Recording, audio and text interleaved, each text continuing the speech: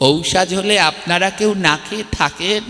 হ্যাঁ, আপনারা তো 3 বেলা ঠিকই খাচ্ছেন, তাহলে ভগবানকে কি করে না খেয়ে রাখেন? ঔষধ মানে শোক, কেউ মারা গেল শোক পালন করছেন, ভালো, শোক পালন করলে আগে বন্ধ হবে ঘরের টিভি আর মোবাইল। কেউ মরলে পরে ও দুটো তো বন্ধ হয় না, ও দুটো তো ঠিক চলে। কিসের শোক পালন করছেন? লোক দেখানো। এখন দেখছেন হিন্দু মিডিয়া, চ্যানেলটি সাবস্ক্রাইব করুন। ভগবান বলছে আমি কারো একার নয়। ভগবান সকল প্রাণীর স্বামী, তিনি সকল প্রাণীর বন্ধু, প্রিয় আত্মেশ্বর, তিনি সকল প্রাণীর প্রিয়তম আত্মেশ্বর, তিনি সকল প্রাণীর আত্মা। তাই এই মনুষ্য জন্মেই তার চরণে শরণ নেয়া সবার একান্ত কর্তব্য। জয় নিতাই।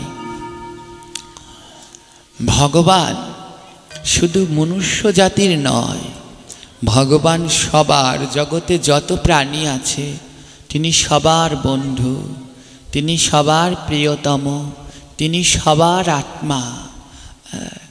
এখনো আমাদের সমাজে বিভিন্ন ধরনের ভেদভাদ আছে, জাত প্রথা, কত কি, কত ধরনের ভেদভাদ।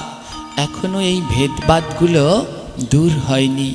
কিন্তু মনে রাখবেন, ভগবান কিন্তু সবার কাছেই সমান, সে কারো কাছেই আলাদা নয়।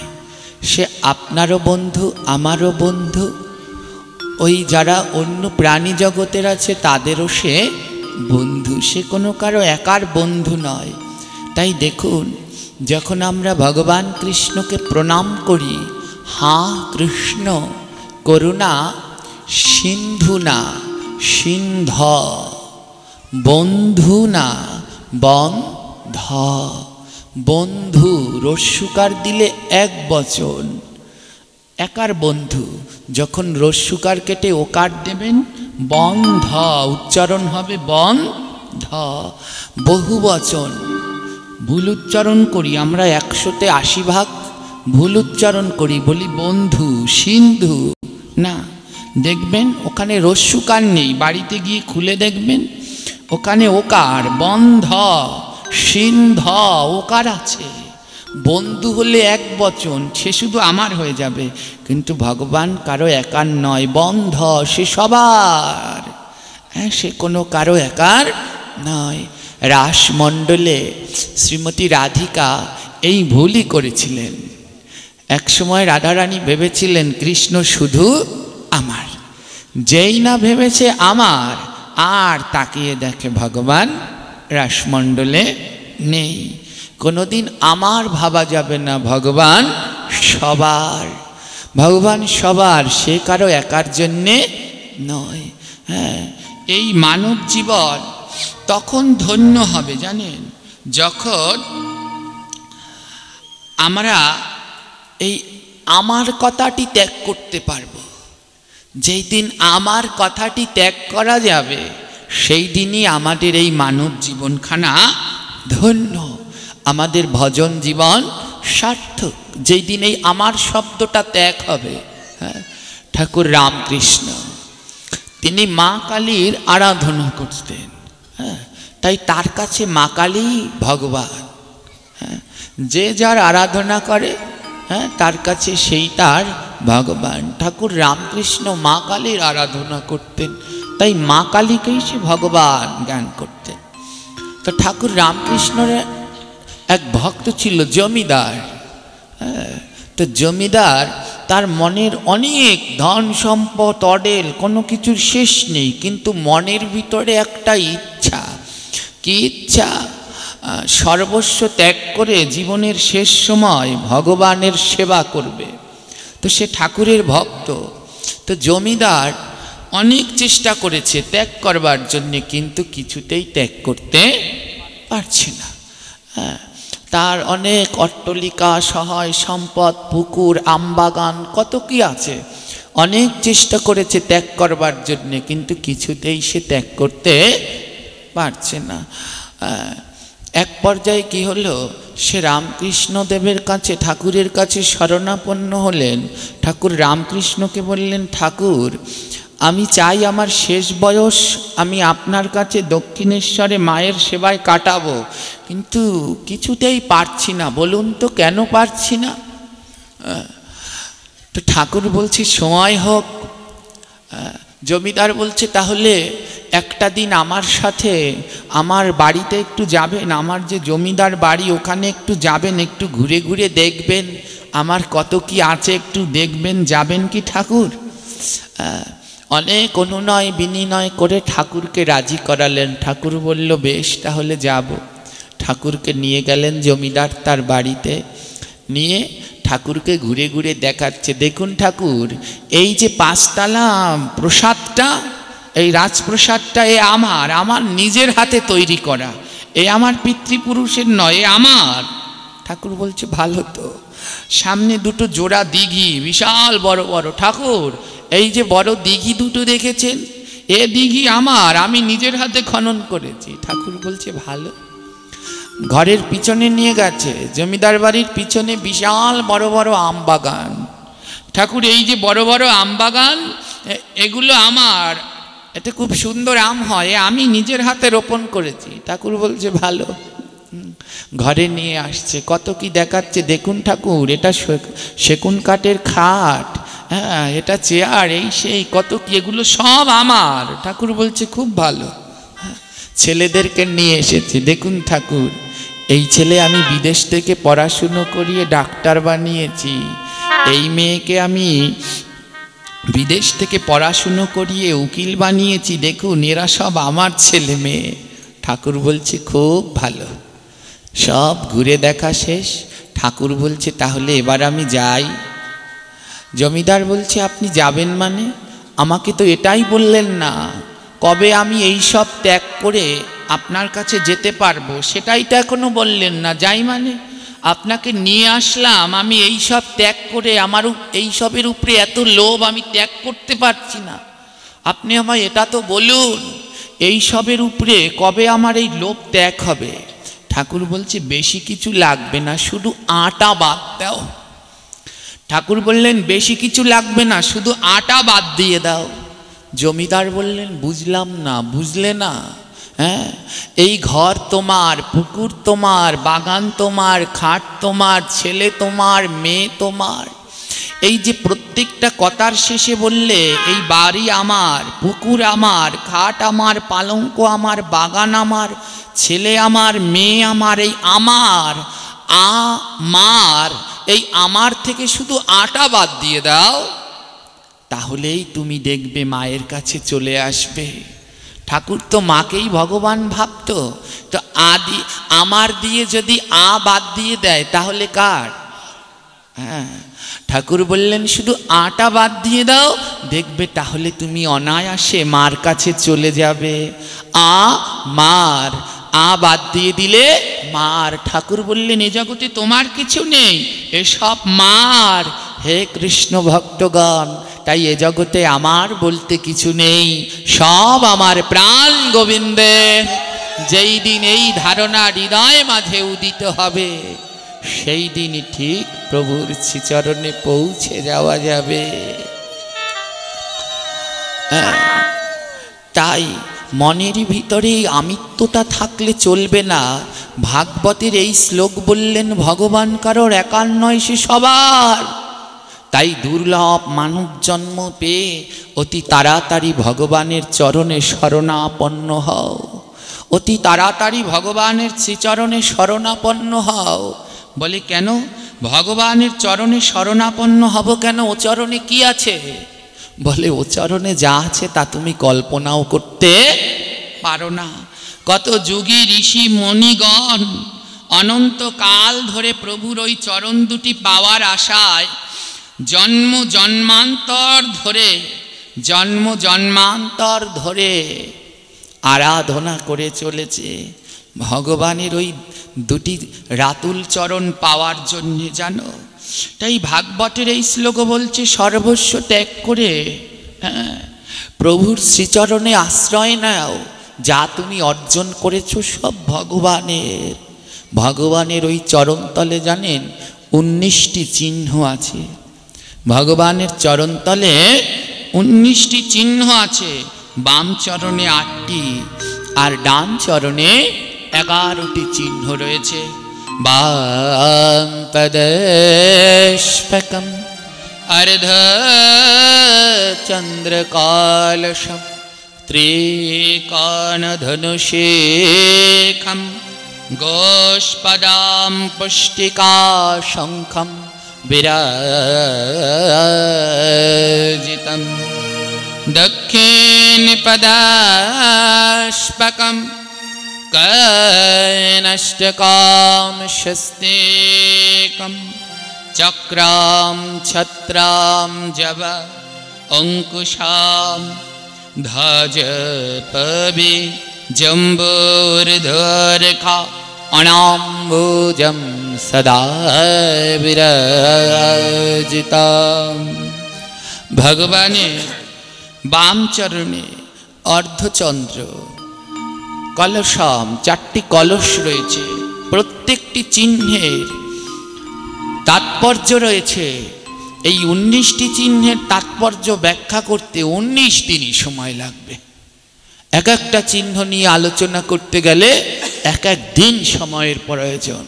হ্যাঁ, তার বাম চরণের প্রথম চিহ্ন অর্ধচন্দ্র, দ্বিতীয় চিহ্ন কলস, তৃতীয় চিহ্ন ত্রিকোণ মানে ত্রিভুজ, হ্যাঁ, চতুর্থ চিহ্ন ধনুষী মানে ধনুক, পঞ্চম চিহ্ন খম একটা গোল চিহ্ন, ষষ্ঠ গোষ্পদম গরুর খুর, হ্যাঁ, সপ্তমে পৃষ্ঠিকা মানে পুঁটি মাছের চিহ্ন, অষ্টমে শঙ্খ মানে শঙ্খের চিহ্ন। এ আছে ভগবানের বাম চরণে। আর ডান চরণে আছে 11টা চিহ্ন। কোণাষ্টকম 8টি কোণের চিহ্ন আছে।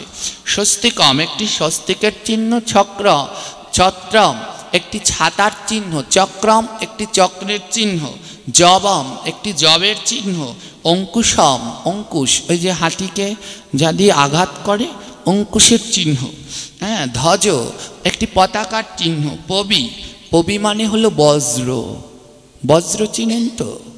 হ্যাঁ, এটাই হলো বলবো বজ্র। ইন্দ্রদেবের হাতে রয়েছে ইন্দ্রের অস্ত্র কি? বজ্র। কি দিয়ে তৈরি হয়েছিল মনে আছে? ছোটবেলায় পড়েছিলেন, সেই কোন ক্লাসের বইতে যেন ছিল, মহাত্যাগ, দধিচি মুনির ত্যাগ, মনে নেই? হ্যাঁ, দধিচি মুনির হাড় দিয়ে তৈরি হয়েছিল ইন্দ্রের বজ্র। হ্যাঁ, সেই বজ্র দিয়ে ইন্দ্র কোন অসুরকে মেরেছিল? বৃত্তাসুরকে। হ্যাঁ, এই ইন্দ্রের অস্ত্র হলো বজ্র। বজ্র তো সবাই চেনেন, বজ্রপাত হয়। হ্যাঁ, বজ্রপাত হয়। সেই বজ্র যখন আকাশে ওই মেঘের ঘর্ষণে যে সৃষ্টি হয় সেই বজ্র, ওই বজ্রপাত যদি কোনো কারো মাথায় বা গাছের উপরে পড়ে, সেই গাছ আর জীবিত থাকে? কি হয়ে যায়? পুড়ে ঝলসে একেবারে ছাই হয়ে যায়। তো একটা জিনিস কল্পনা করলেন যে ভগবানের এত নরম চরণে আবার বজ্র কিসের জন্যে? যার চরণটা এত নরম, হ্যাঁ, অনেক অনেক ভক্তরা, হ্যাঁ, যারা সেই শুদ্ধ মার্গে পৌঁছেছেন, প্রেম ভক্তির মার্গে পৌঁছেছেন, ভগবানকে তুলসী যখন দেয় কিভাবে দেয়? যে ওই কাটা কাটা পিঠটা নিচে দেয়, আর যেটা ফিনিশটা থাকে ওটা উপরে দেয়। এটাই আদৌ শাস্ত্রের দেয়ার নিয়ম। কিন্তু যারা শুদ্ধ একনিষ্ঠ, হ্যাঁ, সবার জন্যে নয়, যারা সাক্ষাৎ গোবিন্দের চরণ নিত্য দর্শন করে, তারা না ওই তুলসী দিতে গিয়ে তাদের হাত থরথর করে কাঁপে, বলে আমার গোবিন্দের চরণ এত নরম, ওই কাটা কাটা পিঠটা যদি ওই ভগবানের চরণের উপরে দেই, যদি ভগবানের চরণে দাগ লেগে যায়, তাই তারা বলে পাপ হবে, হোক, তুলসী উল্টে দিয়ে দেয় যেন আমার প্রভুর চরণে দাগ না লাগে। এত তার চরণ এত নরম, সেই নরম চরণে বজ্রের চিহ্ন। চিন্তা করতে পারছেন এই চিহ্নটা থাকার দুটি কারণ, একটি হলো কিভাবে গেল সেই, আর একটি অন্য কারণ। তো অন্য কারণটি আজ আমরা বলবো। ভাগবতের এই শ্লোকে বললেন তোমরা ভগবানের চরণে শরণাগত হও। ভগবান কারো একার নয়, ভগবান সবার। তাই এই দুর্লভ মানব জন্ম পেয়ে অতি তাড়াতাড়ি ওই চরণে শরণ নেও। বললে নেব কি করে, ও চরণে তো একটা বজ্র আছে। ভগবান বজ্রটা কেন রেখে দিয়েছেন জানেন? বলে বজ্রের বড় তাপ, ও আগুন বিদ্যুৎ ওতে কি তাপ, ও বজ্রপাতে বড় তাপ। ও যদি একবার যেখানে পড়ে সেখানে সব পুড়ে টুরে ছারখার হয়ে যায়। হ্যাঁ, মহাজন বললেন ভগবানের এত কৃপা কেন জানো? তার ওই রাতুল রাঙা চরণে সে বজ্রের চিহ্ন রেখে দিয়েছে। কেন? বলে আমাদের মতো পাপীদের জন্যে। আমাদের মতো পাপীরা যদি ভগবানের ওই চরণে গিয়ে শরণ নেয়, আর ভগবানের সেই বজ্র চিহ্ন, যেই না ভগবানের চরণে আমরা মাথাটা নত করব, ভগবানের চরণের সেই বজ্র চিহ্ন আমাদের জন্ম জন্মান্তরের সমস্ত পাপ ও রাশি পুড়িয়ে সঙ্গে সঙ্গে ভস্ম করে দেবে। সঙ্গে সঙ্গে ওই বজ্র ভস্ম করে দেবে।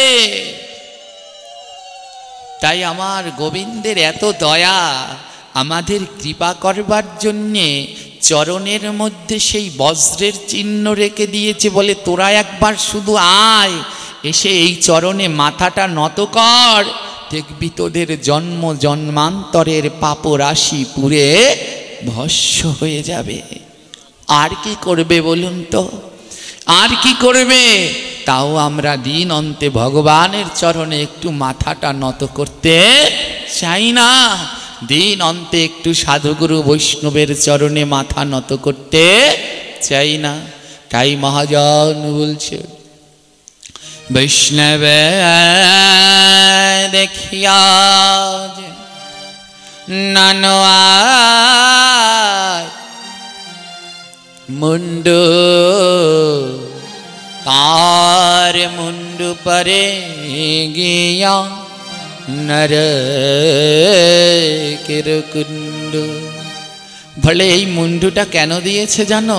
নত হওয়ার জন্যে। নত হও, যত পারো তত নত হও। যদি নত না হও, এই মুন্ডু আর একদিন আস্ত থাকবে না, ওই নরকের কুণ্ডে শোভা পাবে। আর এই মুন্ডুকে যদি নত করতে পারো, আমার গোবিন্দের চরণে কোনো না কোনো এক জন্মে পদ্ম ফুল হয়ে শোভা পাবে। বলে এই মুন্ডু যদি ভক্তের চরণে নত করো, এক জন্মে তোমার এই মুন্ডু ফুটন্ত পদ্ম ফুল হয়ে আমার গোবিন্দের রাতুল রাঙা চরণে শোভা পাবে। জয়নিতাই, আমরা যেই শ্লোকটি পাঠ করলাম যে ভগবান কি কারো একার? জোরে বলবেন একার? তিনি সকলের। কিন্তু দুঃখের কি জানেন, আমাদের সমাজে এখনো এই ভেদবাদ আছে। হ্যাঁ, জাত প্রথার ভেদবাদ, কত কিসের ভেদবাদ। এই ভেদের জন্যে আজ আমাদের এই দুরবস্থা। হ্যাঁ, ভাগবতে যাই আমরা ঠিক, ওই যে কালকে বললাম না, ভাগবত শ্রবণ করি ঠিক, কিন্তু মানতে আর পারি না। হ্যাঁ, শুনি ঠিক কিন্তু গ্রহণ করতে, আর শ্রবণ করি ঠিক কিন্তু গ্রহণ করতে আর পারি না। কতজন ভাগবতে যাচ্ছে এখনো। হ্যাঁ, বিবাহ দিতে গেলে কর্মকার কর্মকারের মেয়ে খোঁজে, কুণ্ডু কুণ্ডুর মেয়ে খোঁজে, সাহা সাহার মেয়ে খোঁজে। হ্যাঁ, সাহা সাহার মেয়ে খোঁজে। হ্যাঁ, কিন্তু এত পাঠকগণ এত চিল্লাচিল্লি করে বলে যাচ্ছে এইগুলো বাদ দাও। হ্যাঁ, আমাদের বলিষ্ঠ কণ্ঠস্বর, আমাদের শ্রদ্ধেয় আচার্য, আমার জ্যেষ্ঠ গুরুভ্রাতা গোপীনাথ দাস ব্রহ্মচারী, তার তো একই কথা, জাতপাত ছাড়ো, হিন্দু হলেই বিয়ে করো। এইটাই উচিত। এখনো এই ধারণা আমাদের মধ্যে আসেনি।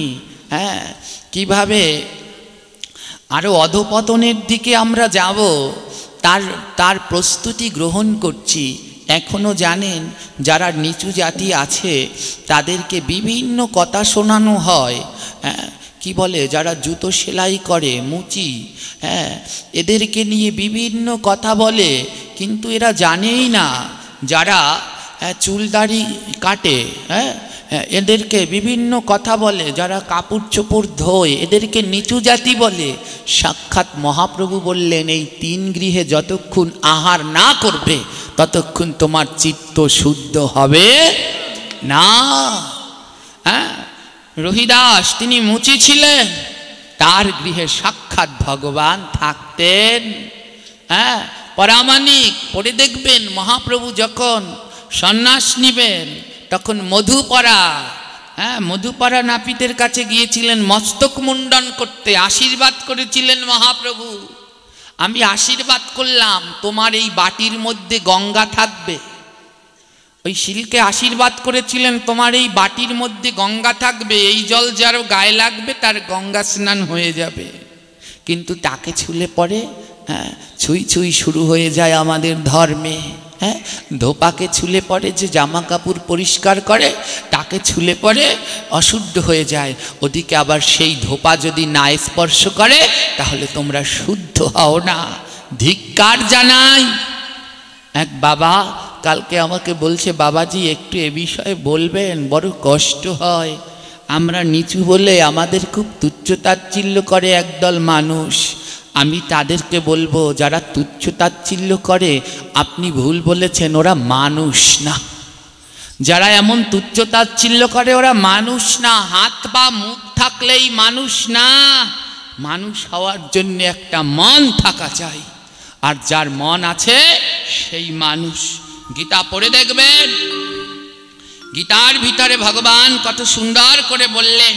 শ্রীমদ্ ভাগবতম গীতার 5ম অধ্যায়ে 18 নং শ্লোকে ভগবান কি বললেন? বিদ্যা বিনয়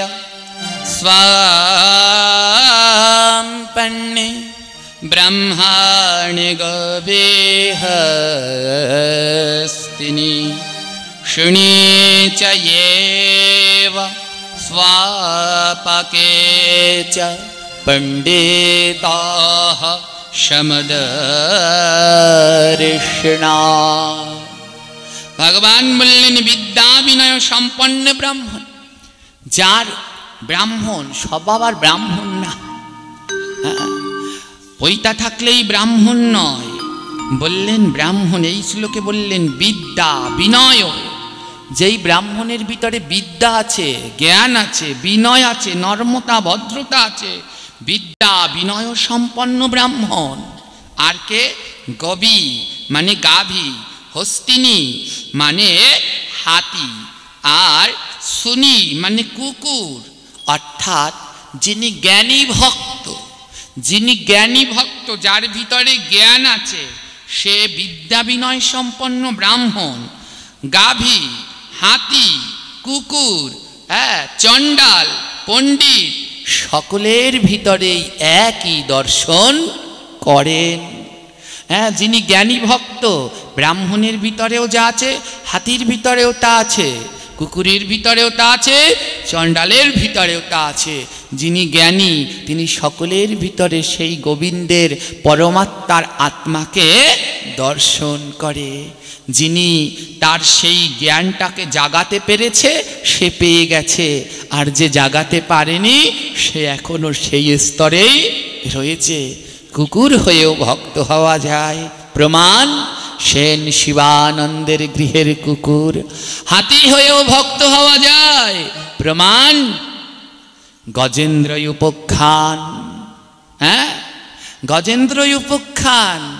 আবার চণ্ডাল হয়েও ভক্ত হওয়া যায়, চণ্ডাল হয়েও ভক্ত হওয়া যায়। মুচি হয়েও ভক্ত হওয়া যায়, রুহিদাস মুচি। তাই সবার ভিতরেই সেই ভগবান আছে, কাউকে ভেদ করা উচিত নয়।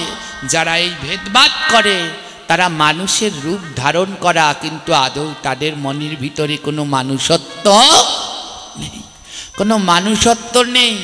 আমি এই ভেদভাদকে ঘৃণা করি, প্রচুর ঘৃণা করি। হ্যাঁ, আমরা বংশগতভাবে কুণ্ডু সম্প্রদায়ের। হ্যাঁ, তো আমাদের সাহা কুণ্ডু বণিকদের ভিতরে খুব ছুঁই ছুঁই পানা আছে, প্রচুর ছুঁই ছুঁই পানা, 24 ঘন্টা ধুইতে থাকে, 24 ঘন্টা ধোয় এরা।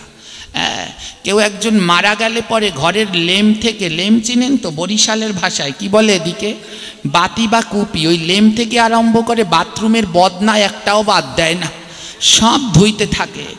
হ্যাঁ, তো ধুতে ধুতে অবস্থা খুব খারাপ, কিন্তু আসল জায়গা ধোয় না। হ্যাঁ, আসল জায়গা ধোয় না, একবেলা মাছ ছাড়া থাকতে পারে না রাক্ষসগুলায়। হ্যাঁ, কিন্তু সারাদিন ওই কেউ মরলে আর জন্মালে ধুতে ধুতে ধুতে ধুতে এরা শেষ। হ্যাঁ, এ কোন ধোয়াধুয়ি শুরু করেছো? হ্যাঁ, ধোয়াধুয়ি করলে ভগবানকে পেলে যদি পাওয়া যেত, কবে সব এই সাহাকুণ্ডু বণিকরা পেয়ে বসে থাকতেন। হ্যাঁ, এই ধোয়াধুয়ি করে ভগবানকে পাওয়া যায় না। আগে হৃদয় রূপ চিত্তকে শুদ্ধ করো, হৃদয় রূপ চিত্তকে শুদ্ধ করো। দেখো কি করে জানো, বাড়িতে বাচ্চা জন্মালো, হ্যাঁ, কোনো একটা বাচ্চা জন্মেছে, নিজের বাড়িও না, জন্মগ্রহণ করেছে কিনা ঢাকা, বা কর্তেক জন্মাইছে ইন্ডিয়ায়, খবর এসেছে জন্মাইছে। হ্যাঁ, এরা আগে কি করে, ঠাকুর সেবা বন্ধ, ও ঠাকুর ঘরে গিয়ে আগে পর্দা দিয়ে ঠাকুরকে ঢেকে দেয়। কি হয়েছে, জনমৌসাজ। বলে কেন? বলে ও পূজা করা যায় না, ওটা জন্মের বড়।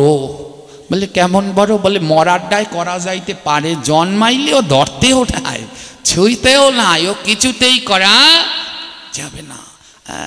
যেই কয়দিন ওই ঔষাস থাকে, জন্মানো ঔষাস পালন করে, হ্যাঁ, 30 দিন 15 দিন ধরে জন্মানো ঔষাসটা একটু বেশি পালন করে, কারণ ওটাই আবার খাওয়া টাওয়ার নিষেধ নাই। হ্যাঁ, মরারটায় নিরামিষ খাওয়া লাগে, জন্মানোরটায় আবার খাওয়া লাগে না, তাই ওটা 30 দিন ধরে ঠেকায়। কারণ ওই 30 দিন ঠাকুর সেবা দেওয়া লাগবে না, 1-1.5 ঘন্টা অনেকেই বসে থাকবো, তাই ওটা বেশিক্ষণ পালন করে। সাবধান, যত করবা চালাকি, পরে বুঝবা এর জ্বালাকি। চালাকি বাদ দাও। হ্যাঁ, এই যে বাড়িতে আছি, এরা হলো ঘোষ, এই ঘোষেরাও ছুঁচ না কম না, জানি আমি, আমাদের দিকে আছে তো। ওরে বাবা রে বাবা, এরাও ওই ঠাকুর সেবা বন্ধ করে আগে জন্মালে পরে। হ্যাঁ, কিন্তু এমন কিন্তু ঠিক নয়। গোবিন্দ সেবা, হ্যাঁ, ঔষধ হলে দেবদেবীদের পুজো বন্ধ করা, এ শাস্ত্রে উল্লেখ আছে, কিন্তু গোবিন্দ সেবা কোনো সময় নিষেধ করা উচিত না, বন্ধ করা উচিত না। তোমার ঘরে গোপাল আছে, কিভাবে পারো? এই নিষ্ঠুর মনটা একটু কাঁদে না? তোমার সন্তানকে কি না খাইয়ে রাখতে পারো? ঘরে গোপাল আছে, ঠাকুর ঘরে পর্দা দিয়ে বন্ধ করে দাও, আমাদের ঔষধ। হ্যাঁ, জন্মেছে কেউ তাই, জন্মেছে কেউ তাই পুজো করা যাবে না। একই বিধান, এ কোন পাপ করছো? একটু গোপালের জন্য প্রাণটা কেঁদে ওঠে না? পাপ হলে আমার হোক। হ্যাঁ, মনে আছে সেই ভগবান শ্রীকৃষ্ণের মাথা ব্যথা হয়েছিল, কৃষ্ণ বলেছে আমার মাথা ব্যথা কিসে কমবে নারদ? চরণ ধুলা দিলে। সবার কাছে চরণ ধুলার জন্য গেল, কেউ দিল না। রাধারানী আর অষ্টসখীর কাছে যেই গেল, রাধারানী আর অষ্টসখী বললেন নিয়ে যাও, যত লাগে নিয়ে যাও। নারদ বললেন পাপ হবে না? কৃষ্ণকে চরণ ধুলো দেবে, পাপ হবে না? কেউ তো দিল না। রাধারানী বলে পাপ হলে কি হয় নারদ? নারদ বলে পাপ হলে নরকে যায়। রাধারানী আর অষ্টসখী বলে নেও, আমাদের চরণ ধুলো নিয়ে কৃষ্ণের মাথায় দাও, সেই চরণ ধুলায় যদি কৃষ্ণের যন্ত্রণা কমে, তার বিনিময়ে আমরা নরকে যেতে জন্মে জন্মে প্রস্তুত, নিয়ে যাও। তাই রাধারানী আর অষ্টসখীর কথা কেউ ভোলেনি। এমন বলতে পারেন না যে জন্মালে ভগবানের সেবা দিলে যদি পাপ হয়, তাহলে তাই করব, তবুও আমার গোবিন্দকে উপবাসী রাখব, এমন বলতে পারেন না? এ সাহস নাই? এমনটা বলুন না যে যদি ওই কেউ জন্মালে ভগবানের সেবা দিলে পাপ হয়, তাও দেব, পাপের জন্য আমি নরকে যাব, কিন্তু আমার ঘরের গোপাল কেন না খেয়ে থাকবে? কেন সে না খেয়ে থাকবে? কই ঔষধ হলে আপনারা কেউ না খেয়ে থাকেন? হ্যাঁ, আপনারা তো 3 বেলা ঠিকই খাচ্ছেন, তাহলে ভগবানকে কি করে না খেয়ে রাখেন? ঔষধ মানে শোক। কেউ মারা গেল, শোক পালন করছেন, ভালো। শোক পালন করলে আগে বন্ধ হবে ঘরের টিভি আর মোবাইল। কেউ মরলে পরে ও দুটো তো বন্ধ হয় না, ও দুটো তো ঠিক চলে। কিসের শোক পালন করছেন? লোক দেখানো। বন্ধ করুন এসব। এই চালাকি করে এখান থেকে রেহাই পাবেন, ওখানে গিয়ে কি করবেন? গুনে গুনে এর হিসাব দিতে হবে, হিসাব দিতে হবে। দেখুন, কেউ জন্মালে পরে এই যেটা এখন শুরু করেছে, এইখানে দুইজন ডাক্তার আছে, এই বাড়িতে দুইজন এসেছে। হ্যাঁ আছে তো, ওই যে দুজন, এই ঘরের, হ্যাঁ কি জানো, এই বাড়ির ভাগনা আর ভাগ্নি আর ভাগ্নি জামাই, দুজনেই ডক্টর। জিজ্ঞেস করে দেখবেন এদের কাছে, আমাদের সনাতন ধর্ম বিজ্ঞানসম্মত, এখানে বিন্দু মাত্র কুসংস্কারের ঠাঁই নাই। কিন্তু দুঃখের বিষয় কি জানেন? যেই ধর্মে কুসংস্কারের বিন্দু মাত্র ঠাঁই নাই, আজ সেই ধর্মকে কুসংস্কার দিয়ে ভরে ফেলেছে, কুসংস্কার দিয়ে ভরে ফেলেছে। জন্মালে পরে ওই যে বাচ্চাকে একটা ঘরে রাখে, ঘরটার নাম কি? আতর ঘর। এই আতুর ঘরে রাখে। হ্যাঁ কি করে জানেন? হ্যাঁ এই আমি নিজের চোখে দেখেছি। হ্যাঁ এই আতুর ঘরে যখন রাখে, অনেক বাচ্চা ওই আতুর ঘরে মারা যায় জানেন।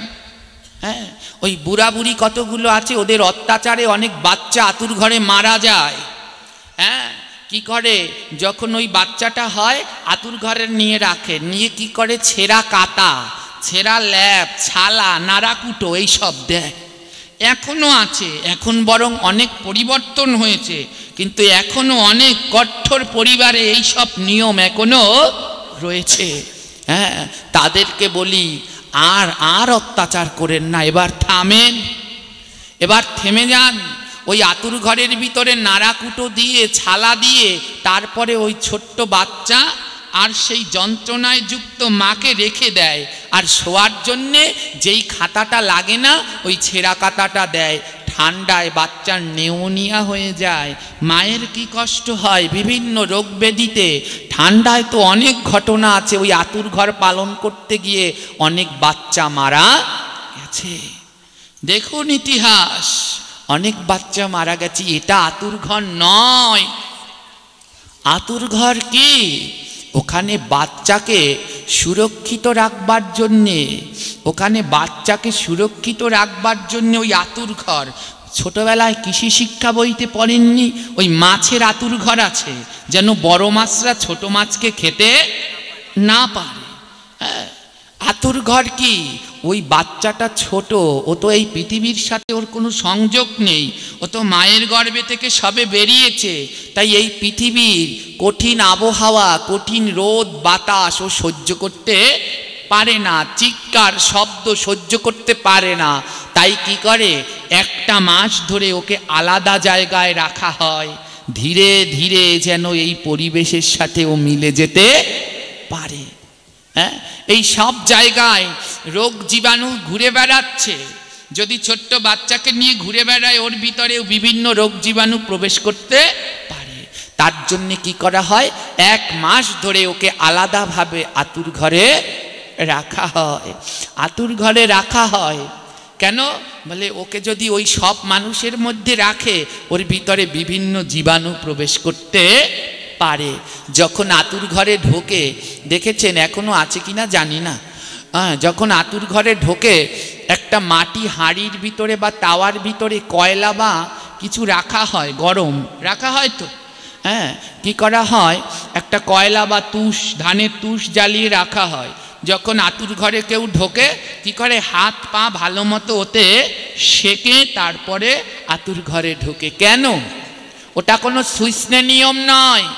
আপনার হাতের ভিতরে কোনো জীবাণু থাকলে ওই গরম সেক দিলে ওগুলো সব ধ্বংস হয়ে, যেন ওই আতুর ঘরে ঢুকে বাচ্চাকে কোলে নেবেন, ওর ভিতরে যেন কোনো জীবাণু ভাইরাস না যেতে পারে। এর জন্যে হাতটাকে ভালো মতো সেকে সমস্ত জীবাণু হাতের ধ্বংস করে তারপরে আতুর ঘরে প্রবেশ করতে হয়। সেটাকে বানিয়েছে ছোঁয়াছুঁয়ির রোগ। হ্যাঁ, ছোঁয়াছুঁয়ির রোগ। হ্যাঁ, দেখবেন মহাভারত পড়ে যখন ওই শতপুত্রকে আতুর ঘরে রাখা হয়েছিল, হ্যাঁ, পূর্ব দিকে জানালা রাখা হয়েছিল, স্পষ্ট আছে মহাভারতে। দেখবেন আতুর ঘরে ওই 100 পুত্রকে যখন রাখলেন, হ্যাঁ, বেদব্যাস, তখন পূর্ব দিকে ঘরের জানালা ছিল। কেন? সকালবেলা সূর্য উঠলে ওই জানালা দিয়ে আলো যেন সন্তানের গায়ে লাগে। এখন ডাক্তারদের কাছে যান, ওই ডাক্তারদের কাছে জিজ্ঞেস করে দেখবেন, ওই বাচ্চাদের ছোটবেলায় জন্ডিস হয়, ওর ঔষধ কি? বলে সূর্যের কাছে নিয়ে যাও, সূর্যের আলো, সকালের সূর্যের আলোতেই ও সব সেরে যাবে। ও ডাক্তাররা তো আবিষ্কার করেছে কয়দিন আগে, আর তারও অনেক আগে মহাভারত রামায়ণে এ লেখা আছে। হ্যাঁ, এইরকম ছোঁয়াছুঁই আমাদের ধর্ম নয়। তাই আসুন এই কুসংস্কারগুলো বন্ধ করুন, ভগবানকে ভালোবাসুন, ভগবানের চরণে সর্বস্ব দিয়ে সমর্পণ হন, এই জাতপাত প্রথা দূর করুন। এইগুলো থাকলে কোনো দিন ভগবানকে পাবেন না। এই ছোঁয়াছুঁয়ির খেলা দিয়ে ভগবানকে পাবেন না। ভগবানকে পেতে হলে লাগবে প্রেম, ভগবানকে পেতে হলে লাগবে ভালোবাসা। তাই প্রেম ভালোবাসা দিয়ে এই দেহ মন সর্বস্ব প্রভুর চরণে সমর্পণ করে দিন।